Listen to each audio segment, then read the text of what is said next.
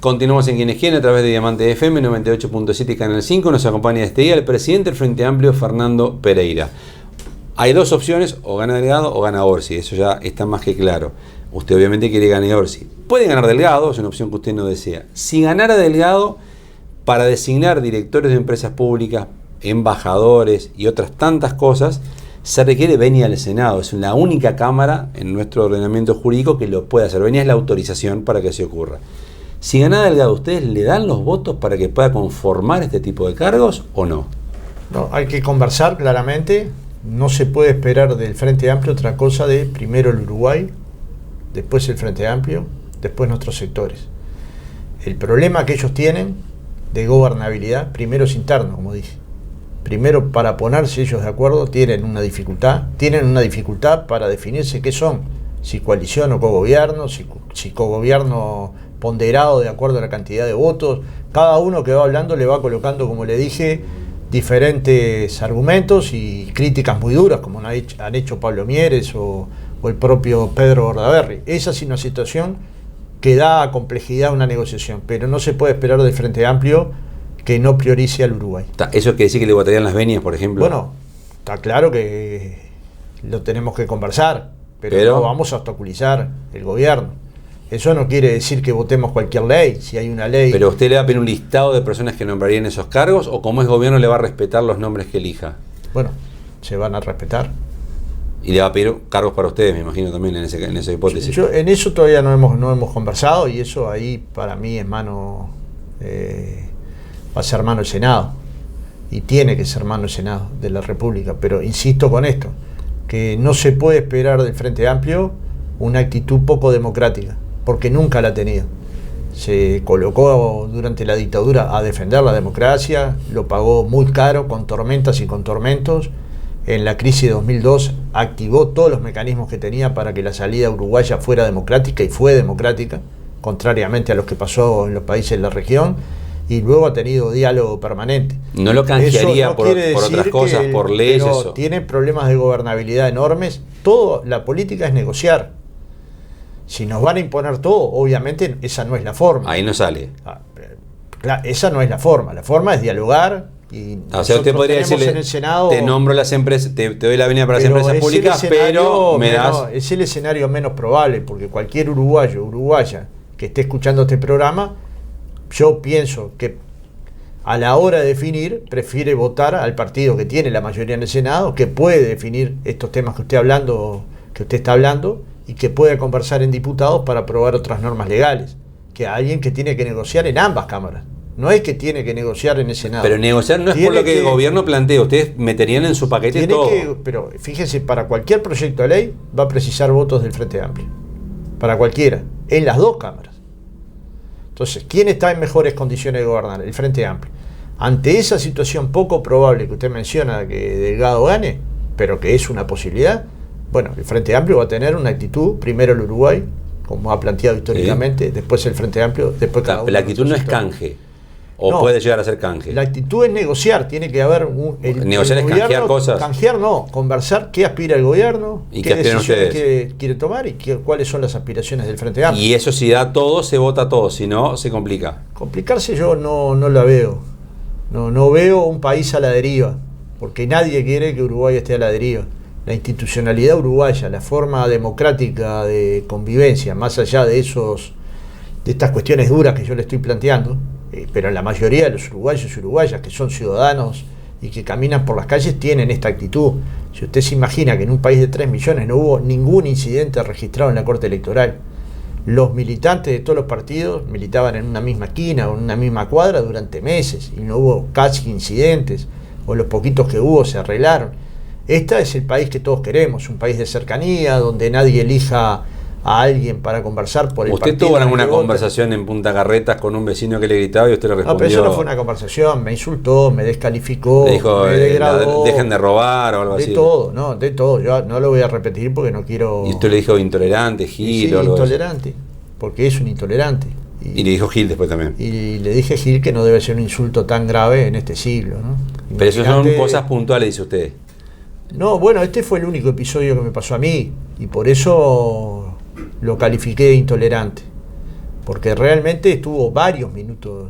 La cámara no tiene por qué filmar esos minutos, pero estuvo muchos minutos agredido. ¿Es la excepción de un Uruguay que sigue siendo igual, dice usted? Y sí, también la respuesta nuestra, si bien yo le pedí disculpas después a los militantes y a quienes estaban en el acto, no a él, porque él me ofendió a los Frente Amplistas, ofendió a mi candidato, ofendió a mi partido, pero de todas maneras yo tengo que tener el temple para en ese momento poder, pero ¿sabes qué? Soy de carne y hueso, soy igual que vos, igual que mi vecino, y no me gusta que me digan cosas que no soy. ¿Me explico? Ni que no es mi partido, ni que no es mi candidato. Hoy no lo repetiría. No, para nada. Pero no por él, por mis compañeros y compañeras. Y bueno, y hay que morderse. Pero a mí me corre la sangre y no lo puedo dejar de admitir, que una cosa es decir lo que hay que hacer y otra cosa es que alguien tan intolerante te grite insultos tan agraviantes durante tanto tiempo. Entonces, bueno, estas son las cosas que en el Uruguay no pasan, pero puede tener una excepción. Uno de los plebiscitos que tampoco salió fue el de allanamientos nocturnos. El argumento del oficialismo, que es quien lo promovía, es que se debería de confiar en un juez, en la policía y en los fiscales que con todos estos controles iban a provocar que esos allanamientos nocturnos fueran una herramienta para combatir sobre todo el narcotráfico. No se confía en la justicia, no se confía en la policía y puede ser un argumento para no votar los allanamientos nocturnos. No se confía en la policía. ¿Usted ha hablado con la policía? ¿Usted ha hablado con los policías? ¿Con los que están organizados? ¿Con los que defienden? ¿Usted dice que no se confía en la policía? No, lo que ellos dicen es que un allanamiento nocturno es muy delicado. Pero la gente no confía en la policía. La gente confía en la policía, pero incluso los allanamientos diurnos te hablan de situaciones muy problemáticas.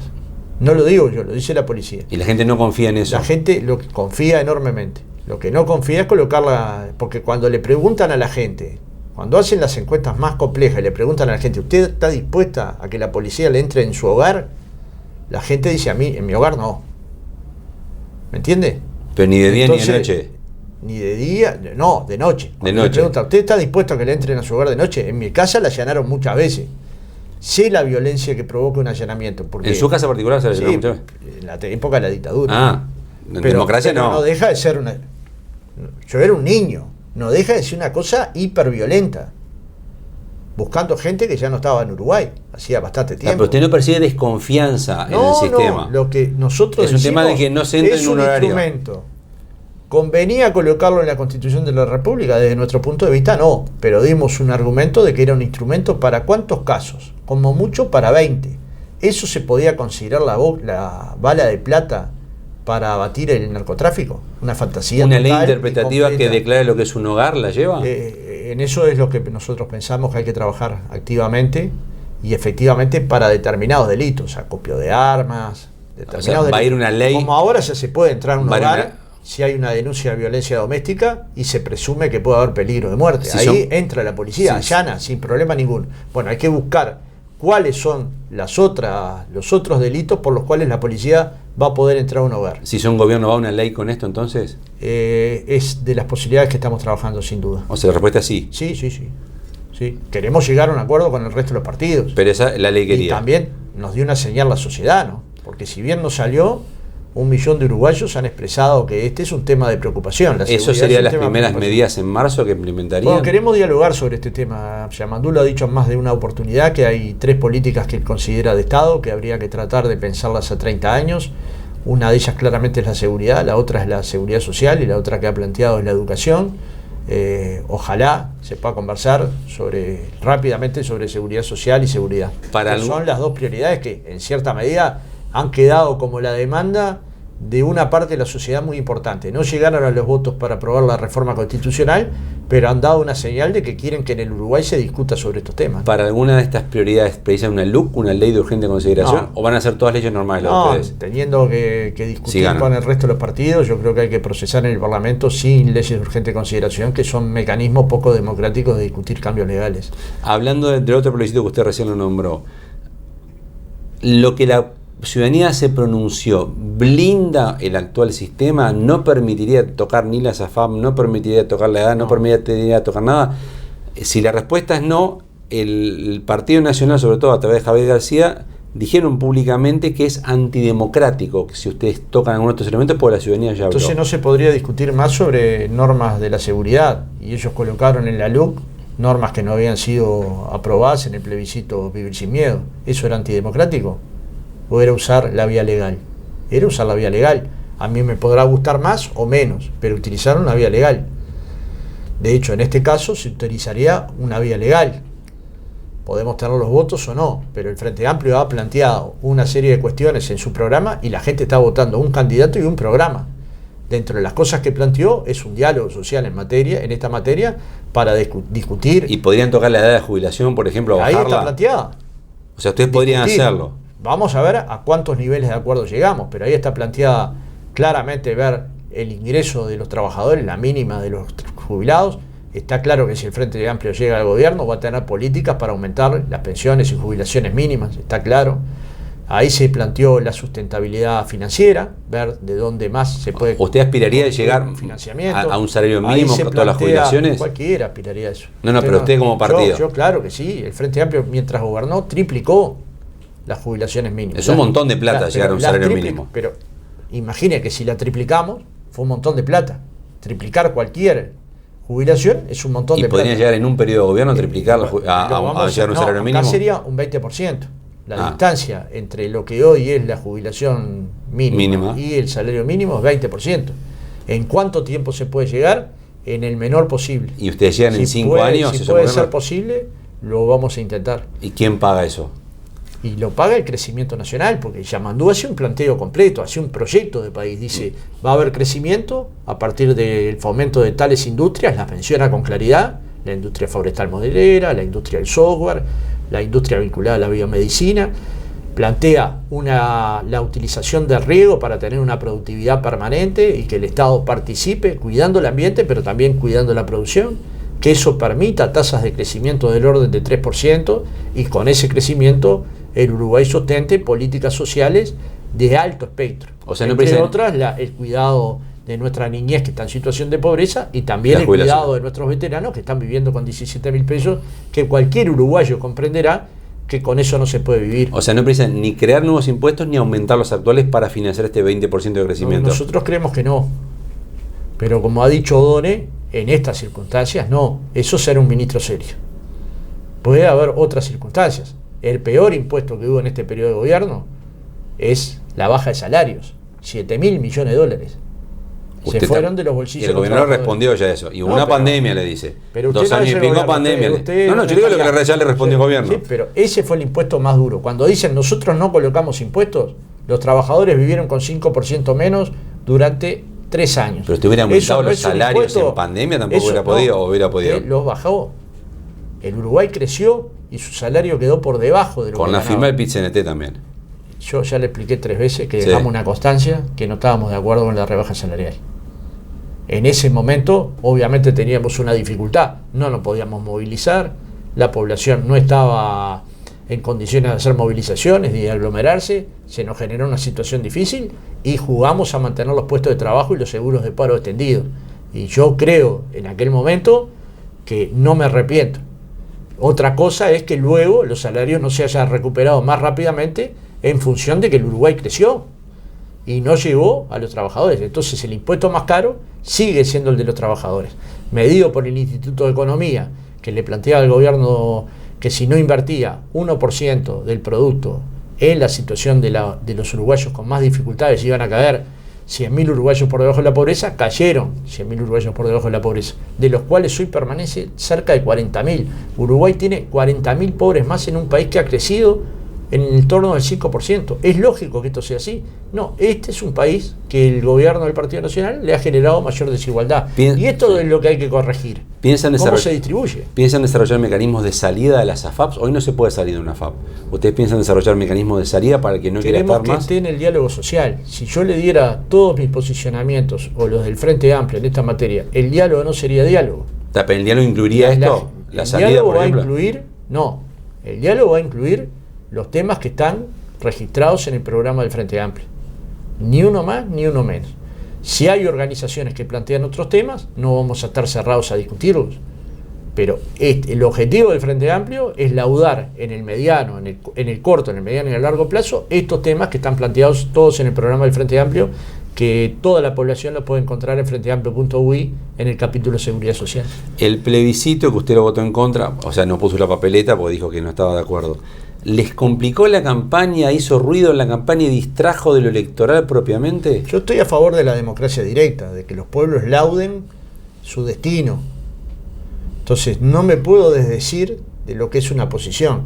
Otra cosa es si lo apoyo o no, porque eso es mi convicción. Yo estoy convencido que temas de esta magnitud requerían acuerdos sociales y políticos mucho más amplios de los que tuvo. Pero yendo a la campaña que ya fue, pero luego, ¿les complicó la campaña todo el tiempo hablando de esto? Pero luego estoy convencido, con la misma intensidad, que la ley 20.130 es la que provocó esta circunstancia. O sea, la nueva ley de seguridad social. No social. le cumplieron el acuerdo, la promesa de que no le iban a tocar la edad jubilatoria en estos 5 años de gobierno. Si usted se da cuenta que su jubilación va a bajar, porque se va a llegar a los 65 como si tuviera 60, sin el incentivo de los 65, si usted se da cuenta que todo el ajuste fiscal que supone esta reforma jubilatoria cae sobre la espalda de los trabajadores lógicamente van a resistir. Si utilizaron el mejor mecanismo o no, siempre va a ser una cuestión discutible. Nosotros en el Frente Amplio creemos que el diálogo social es la mejor herramienta y ahí vamos. La pregunta más fina es, si no hubiera estado esto, ¿era más fácil la campaña para ustedes? Porque estuvieron muchas veces respondiendo sobre el contrafáctico. Pero hay elecciones que vienen también. Viene una departamental que va a haber otro plebiscito quizás. No se sabe, porque Cabildo Abierto presentó la firma. Bueno, ahí hay constitucionalistas que usted habrá escuchado que dicen que como tiene una firma de entrada en vigencia, lo inhabilitaría. Entonces hay que esperar a que la Corte Electoral diga si hay o no hay. Como teoría general, como análisis en general, ¿los plebiscitos terminan complicando campañas? Bueno, la Constitución es como lo prevé. Entonces, si nosotros le damos un derecho a un pueblo, que no es tan fácil de conquistar ese derecho, usted tiene que salir y juntar 400.000 firmas. De hecho, Cabildo Abierto no lo logró hacer antes de la elección de octubre, que era su objetivo. Lo presentó recién ahora. No pudo ir a plebiscito en el mes de octubre, no se sabe si va a poder ir. O sea, no es tan fácil llegar a que se decida un proyecto en una elección. Cuando se llega, naturalmente, tiene debate público. Si es bueno que los plebiscitos estén en la elección, yo creo que no, que deberían ser parte de otro proceso electoral, porque, bueno, se centra toda la discusión en un único tema o tiende a centrarse la discusión en un único tema y sobre todo si hay temas tan importantes como los que se estaban tratando. Ahora, es así como es la Constitución uruguaya, no prevé otro mecanismo y esto hay que aceptarlo como es y si no modificarlo, y hasta ahora nadie ha planteado modificarlo. El 24 de noviembre, ¿qué se juega Uruguay? ¿Se juega continuidad de un gobierno? ¿Se juega la vuelta al Frente Amplio o hay algo más? No, es entre dos proyectos de país. Dos conocidos. Hay un modelo de nación y dos proyectos de país. Todos respetamos determinadas cuestiones, digamos que están vinculadas a valores de convivencia democrática, a cuestiones vinculadas a estabilidad, a certezas jurídicas, a cuestiones macroeconómicas que den ¿Pero hay una catástrofe si no gana el Frente Amplio? Nosotros nunca hemos planteado en términos de catástrofe, pero cuando gana la derecha, los de abajo viven peor. Y este gobierno no fue la excepción.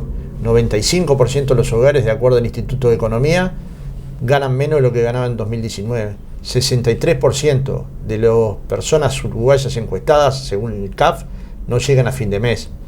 Digamos, estos son datos de la realidad. Las personas perdieron 7.000 millones de dólares en salarios, que nadie se los va a devolver nunca jamás. Entonces, digamos, es un modelo desigual. La llegada del Frente Amplio puede posibilitar un modelo de igualdad, un modelo donde efectivamente la gente vuelva a tener crecimiento salarial. Pero parafraseando a Don en otro tema, no es el fin del mundo si gana la coalición republicana. Nada es el fin del mundo. Nunca hay una batalla final. La izquierda no va a terminar porque gane o no gane una elección. Acuérdese de 2019 que preguntaban qué era el Frente Amplio. Y el Frente Amplio, algunos años después, demuestra ser el partido más grande de Uruguay, 25 años después que lo empezó a hacer en 1999. Esto en algún momento lo tienen que entender algunos senadores del Partido Nacional. El Frente Amplio sigue siendo más de la mitad de los votantes montevideanos, la mitad de los votantes de Canelones. Ganó en 12 departamentos. Estas cosas también hay que poderlas respetar. Hay una parte de la sociedad que tiene que respetar que hay una parte de los uruguayos que nos abrazamos a esta bandera con convicciones.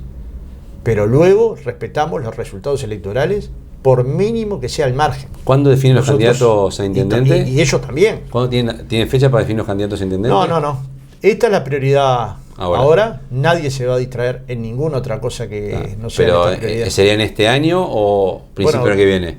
Veremos. Termina la elección y el gobierno se decidirá armar gobierno y el Frente Amplio ¿Influye el resultado electoral nacional en las departamentales? Puede influir en algunas departamentales. ¿Cómo no? Puede influir. Puede influir y de hecho ha influido. Y nosotros esperamos que gane el Frente Amplio y luego aspiramos a que hayan gobiernos departamentales porque también nos importan los gobiernos de territorio, los gobiernos locales. El Frente Amplio dio mucha importancia a la descentralización. De hecho, fue el Frente Amplio el que promovió una ley de descentralización vinculada a los municipios y eso ha democratizado y ha generado mejores lugares de convivencia en las ciudades pequeñas, digamos. Nosotros no estamos arrepentidos de haber descentralizado, pero lo primero es lo primero y lo primero es ganar la elección nacional y del otro tema no estamos hablando. Entonces no hay por qué configurar una temática que el Frente Amplio no la tiene en la agenda hoy. Fernando Pereira, presidente del Frente Amplio, gracias por ese parte. No, muchas gracias a usted y saludo a toda la audiencia. Gracias a ustedes por acompañarnos en un programa más. Les recordamos, como siempre, horario principal de emisión de Quién es Quién, jueves 22:30 horas en Canal 5, repeticiones viernes 10 de la mañana en Diamante FM y sábados 13 horas en Canal 5. Dios mediante, entonces nos encontramos en un próximo Quién es Quién. Gustavo Vanescayan, que le habla de salud. Les recuerda que esto ya es historia.